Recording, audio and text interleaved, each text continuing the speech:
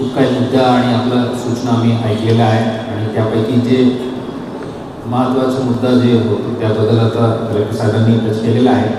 त्याही आपलं जे सूचना होतं तेही मी एकदा आपल्याकडून काय काय आहे तेही सांगतो आणि नंतर माझं जे काही सूचना आहेत तेही सांगतो.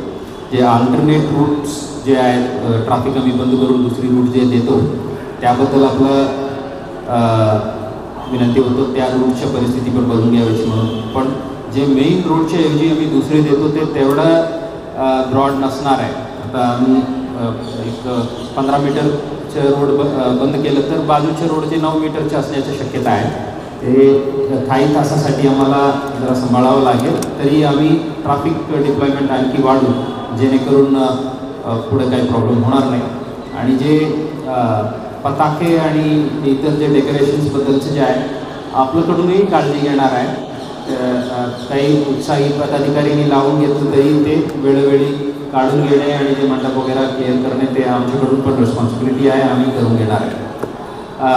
आणि पंजाब तालीमला आणखी बंदोबस्त वाढवण्याबद्दल आपण सूचना दिलं होतं. मागच्या वेळी DCP झोन कबाडे साहेब आणि मी स्वतः पण तिथंच होतो. आता यापेक्षा वाढवायची म्हणजे मला अजून कोणाला आणायचं ते विचार आहे. तरी त्या भागाला जाणाऱ्या मंडळाला विनंती आहे ते एक अशा एक ठिकाणी म्हणून ओळख करून द्यायची नाही. तिथंच जाऊन आम्ही गर्दी करायची, तिथंच जाऊन आम्ही जास्ती उत्साहाने नाचायची अशा आम्ही ओळख करून देणे ते योग्य नाही आहे. पुढे बोलू. आणि जे मूर्ती संकलन जे इथं नवीन जिल्हाधिकारी कार्यालयासमोर जे होत आहे त्याबद्दलची जे सूचना होतं पण तिकडं संकलन तिथं झालं तरी ते पाणीतच विसर्जन होणार आहे मूर्तीचं. सो इथून ट्रान्सपोर्टेशन कॉर्पोरेशन व्यवस्थित करून घेत आहेत आणि ते कदानात जे पाणीचे विसर्जन आहे तिथेच होत आहे. त्याबद्दल आपल्याला कुठल्याही प्रकारची दुमत असण्याची आवश्यकता नाही आहे. आणि मी सर्व ईदी मिलाद जुलूस समितीच्या सर्व पदाधिकारी आणि मुस्लिम बांधवांना मी आभार व्यक्त करतो. त्यांनी कुठल्याही प्रकारच्या पोलिसांवर तणाव येऊ नये म्हणून त्यांनी असा निर्णय त्यांनी स्वतःहून घेतलेला आहे आणि डिक्लेअर केलेला आहे. आपल्याला आभार आणि अभिनंदन. सर्व गणेश उत्सव प्रेमी आणि सर्व मंडळाच्या पदाधिकारी कार्यकर्त्यांना काही सूचना आहेत. आपल्याला जे परमिशन्स जे आहेत ते ऑलरेडी ऑनलाईन चालू आहे. 60% मंडळांनी ऑलरेडी ॲप्लिकेशन टाकलेले आहेत. त्यापैकी काही मॅक्सिमम लोकांना परवानगी इश्यू झालेल्या आहेत. उर्वरित जे आहेत तेही आपण वेळोवेळी टाकावे जेणेकरून शेवटच्या क्षणात काही त्याबद्दल कन्फ्युजन नको. आपलं जे तरुण मंडळी जे आहे त्यांच्यावर जरा लक्ष ठेवणे आवश्यकता आहे. ते सोशल मीडियाचा गैरवापर असो किंवा जे देखावा तयार करतात त्या दरम्यान कुठल्याही प्रकारच्या इतर धर्मियांच्या किंवा इतर जातीच्या धार्मिक भावना दुखवायची नाही ते काळजी घ्या. आपलं धर्माबद्दलच्या किंवा ग्रुपबद्दलचे जे काही तुमच्या पॉझिटिव्ह गोष्टी आहेत तेवढं आपण कळवावे. इतरांवर बोट दाखवणे किंवा त्यांचे चूक तुम्ही देखावा करून दाखवणे ते योग्य नसतील. मागच्या वेळी 1-2 ठिकाणी असा आढळून आला आणि ताबडतोब आम्ही काढायला लावला आणि त्यांच्याविरुद्ध कारवाई केलेली आहे. यावेळी कोणावर पोलिसांकडून कारवाई होण्याची आवश्यकता असू नये असा अपेक्षा आहे. जे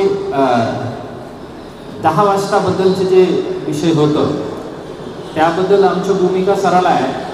कुठलाही भाविक जे गणेश मंडपात येऊन दर्शन घेऊन प्रार्थना करून जात आहे त्यांना कुठल्याही बद्दल प्रश्न विचारणार नाही.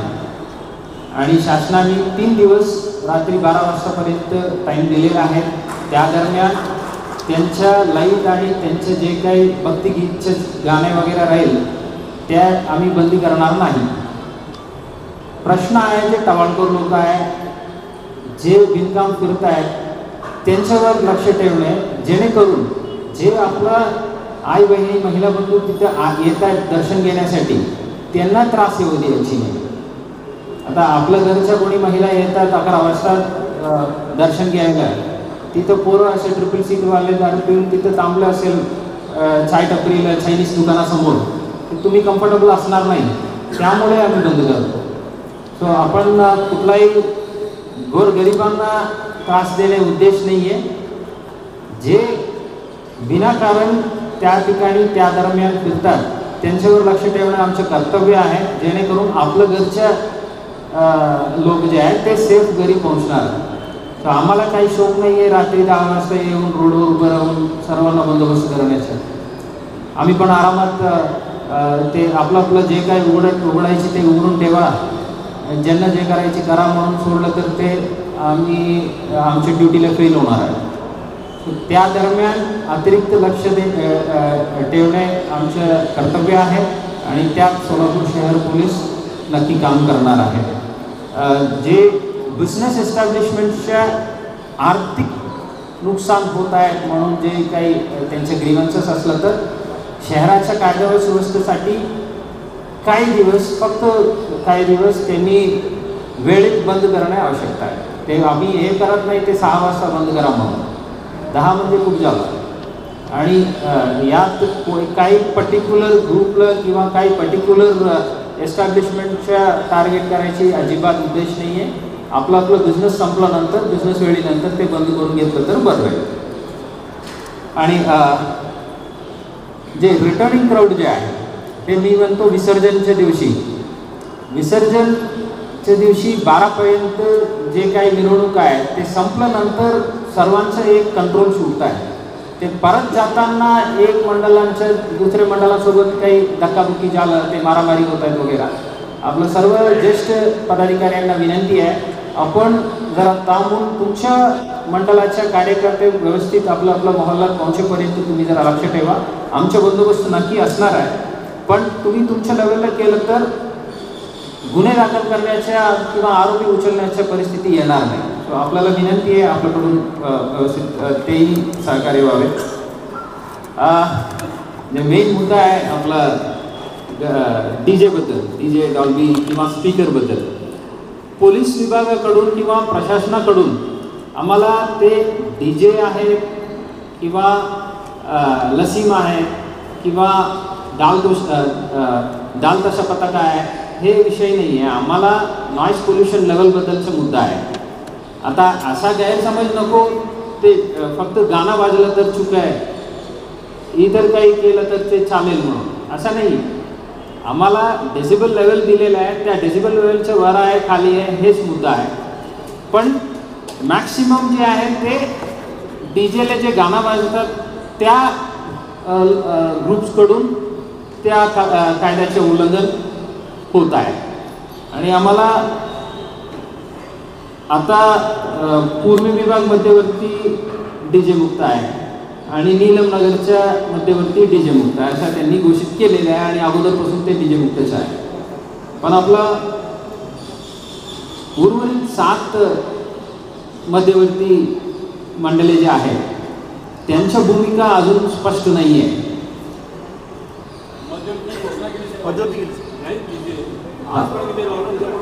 आणि लष्करांनी जे सांगितलेले आहे ते आमच्या अपेक्षा अशा आहे, पण किती तुमच्या मंडळांनी यात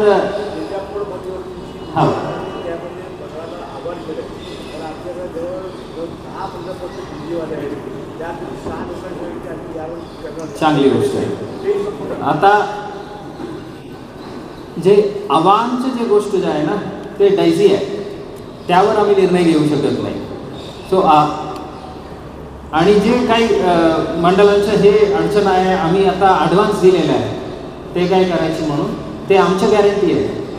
तुम्ही जे ॲडव्हान्स दिलेले आहे तुम्हाला परत पोहोचेल. आता खूप लोक येत आहेत आमच्याकडे, आम्ही फलाना माणसांनी आमच्याकडून पैसे घेतलेले आहे ते पैसे परत नाही देत आहेत म्हणून. ते परत आपोआप दिलं तर ठीक आहे, नसेल तर तुमचे पैसे त्यांनी फसवणूक केलं ना तुमच्या. तुम्ही काही कामासाठी पैसे दिलेले ते काम नाही झालं तर पैसे परतलं पाहिजे. ते मार्ग आहे. आता आम्ही ॲडव्हान्स दिले त्यामुळे थांबवा, त्यामुळे आम्हाला यावेळी करू द्या, हे मुद्दा एवढा इफेक्टिव्ह नाही आहे. आता सोलापूर शहराच्या आता मागच्या वर्षी जानेवारी शेवटपासून मी इथं आहे. ते आलं जे पहिल्या मिरवणुकी होतो त्या आय थिंक छत्रपती शिवाजी महाराजांच्या मिरवणूक होतो त्याच्या अनुभवानंतर आंबेडकर जयंतीच्या अगोदर आम्ही 2 बेस 2 टॉप फिक्स करू म्हणून निर्णय घेतला होतो. सर्व मिरवणूक जयंतीच्या पदाधिकाऱ्यांनी ते पालन केलं होतं आणि शेवटी आम्ही गणपती दुर्गा संपल्यानंतरच डिक्लेअर केलं होतं ते पुढच्या वर्षीपासून 1 बेस 1 टॉपच करू म्हणून सर्वांना स्टेक होल्डर्सला सोबत घेऊन तसा निर्णय घेतला. आणि यावर्षी आपलं सर्वांना माहिती आहे सर्व सण उत्सव जे साजरा झाला त्यात 1 बेस 1 टॉप वापरलं गेलं. आता त्यात नॉईज पोल्युशनचं ब्रिज झालं का नाही ते एक प्रश्न आहे. पण सर्वांनी जे क्वांटिफायबल आम्ही दिलं होतं 1 बेस 1 टॉप वापरा म्हणून ते पालन केलं होतं. आता हे मुद्दा आहे आता स्पीकर ठेवायची का नाही ते प्रश्न आहे. आता माझ्या फॉर एक्झाम्पल मी लसीन खेळतो, माझं मंडळ लसीन खेळणार आहे, ते आवाजसाठी मला स्पीकर लावायची आणि ते स्पीकर मी अशा मोठे स्पीकर लावलं तर ते आवाज तेवढाच आहे. आपलं काही मित्रांनी जे सांगितलं आम्हाला DJ लावायची ते तुम्ही DJ लावून ते सायरनचा आवाज किंवा काही ॲम्ब्युलन्सचे आवाज याच्या आणि गणपतीचे काही घेणदेण नाही, संबंध नाही. गणपती सोडा कुठल्याही महापुरुषांचा संबंध नाही. पण सर्व DJला तेच एक आवाज आहे. सर्व मिरवणुकीला ते सायरन वाजवायची, ॲम्ब्युलन्सच्या आवाज वाजवायची. आणि आता आपण एवढ्या उत्साहाने गणपती बाप्पा मोरया म्हणून सुरू केलं. वैयक्तिक तुम्हाला काही म्हणत नाही मी, पण हे गणपती बाप्पा मोरया पुढच्या वर्षी लवकर या हे वगळून धार्मिक काय आहे. तुम्ही DJ लावून एवढा आवाजाने काही भक्तिगीत वाजवत असलं तर ते वेगळं मुद्दा आहे. आपला DJ वाजवून नाचगाणं करायची ते कशा पद्धतीच्या नाचगाणं चालू आहे ते आम्ही सर्व बघतो. तर याचा आम्हाला हे बाप्पावर प्रेम आहे. गणपती उत्सवला हे धार्मिक उत्सव आहे त्यात करायची अशा स्वरूप दाखवणे ते लॉजिकच बसत नाही. तुम्ही जे गाणं वाजवतात तुम्ही जे नाचगाणं करतात तिथं ते बघितलं तर कोणाच्याही तिकडं धार्मिक भावना आहे असा कोणालाही वाटत नाही. हे माझ्या वैयक्तिक मत नाही आहे, मी सोशल सायकी सांगतो तुम्हाला. आणि ज्येष्ठ नागरिक समितीने एवढं पुढाकार घेतलेला आहे.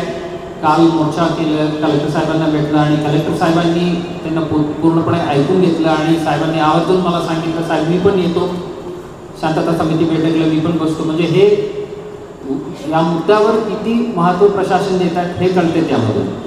तो जे सर्व स्टेक होल्डर्सला आम्ही ऑनबोर्ड घेणे आवश्यकता आहे. जे सर्व आता इथं बसलेले काही पदाधिकारी आहे, काही शहराचे ज्येष्ठ लोक आहेत, ते इथं गणपतीला एक भूमिका आहे आणि दुसरे महापुरुषांच्या जयंती आलं तर तिथं वेगळं भूमिका आहे. तर बिकॉज आम्ही एकच छोटे शहर आहे. आता आम्हाला त्या मिरवणुकीला तुमच्या भूमिका काय राहील आता तुम्ही डायरेक्ट बोलू शकत नाही. आपल्याही सहकार्यानं तुम्हाला चर्चा करावं लागेल. आणि या मीटिंगला काही लोक नाही आहेत त्यांच्याही मोठ्या मिरवणूक आहे. सर्वांना ऑनबोर्ड घेणे आवश्यकता आहे. आता मी डिक्लेअर केलं तर ते इम्प्लिमेंटेबल पाहिजे. एक शब्दात बंद म्हटलं पण 2 महिन्यात पुन्हा वाजलं ते अर्थच नाही आहे. आपण एवढं मेहनत घेतलेली आहे ते सर्व पाणीच आहे.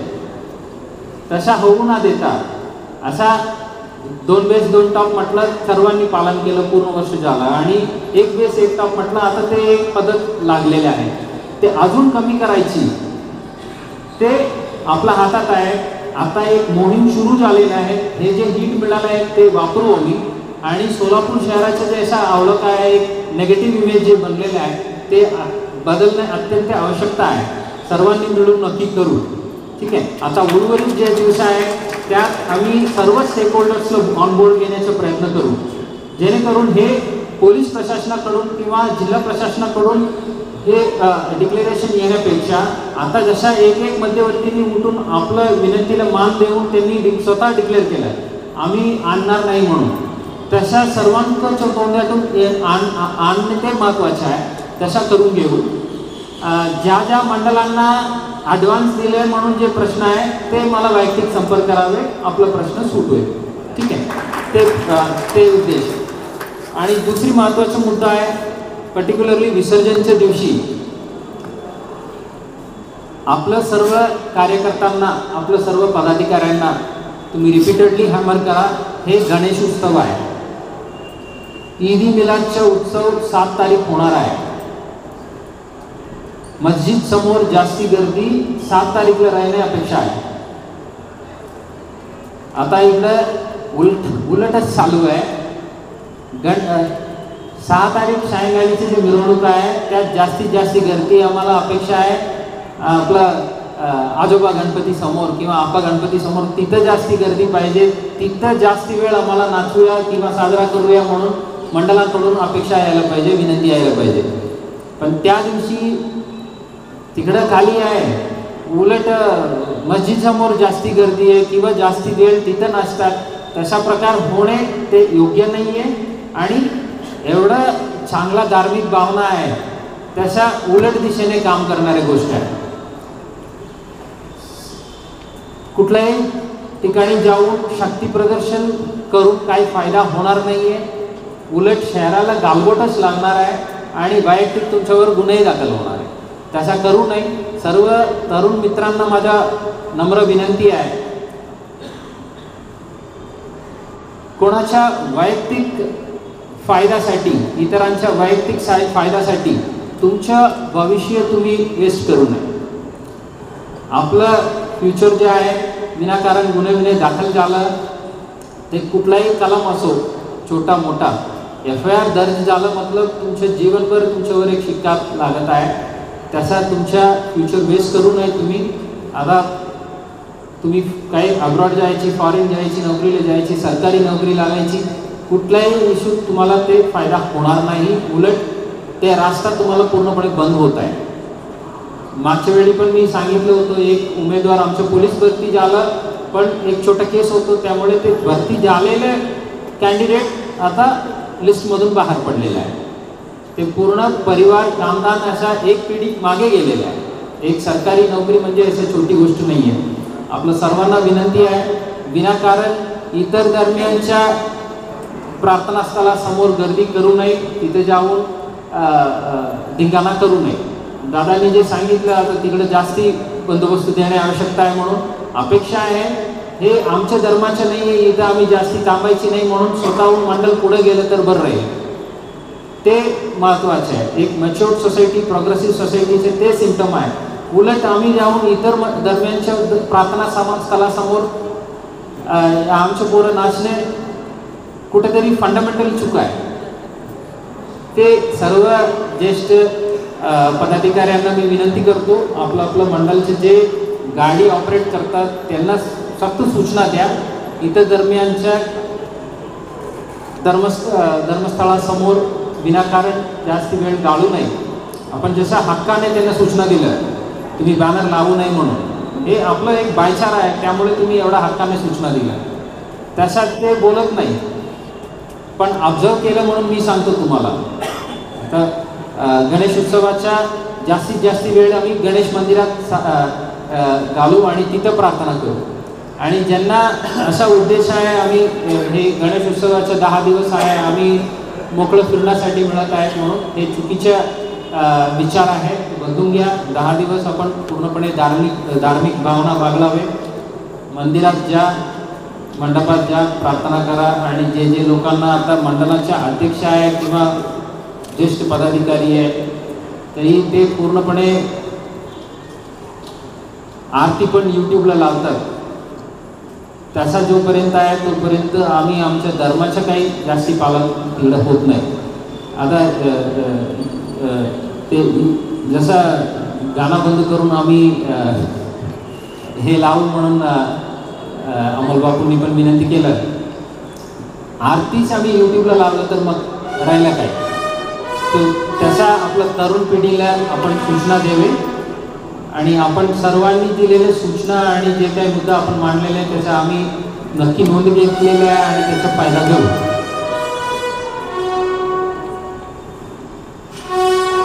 पण छाताखाली आहे, उभे राहायला गरज नाही.